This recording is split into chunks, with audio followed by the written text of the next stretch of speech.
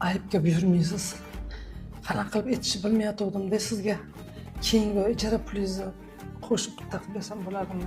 Qanaqa keyingi oy? Biz sizdan qanaqa dogovor qilganmiz? Ijara pulini ertaga to'lab qo'ying. Bo'lmasam, uyni bo'shatib qo'ying. Tushundingizmi? Mayli. Roziman. Nasiba Xalilovna, mumkinmi? Keling Nigoraxon. Yana bitta ayolni abort qilish kerak. Ko'rsizlarmi? Nigoraxon, oldingi safar majburlikdan qilgandim abort. Boshqa qilmayman. Siz bilan men bitta kemadamiz. Tushib qolishi xayolingizga ham keltirmang.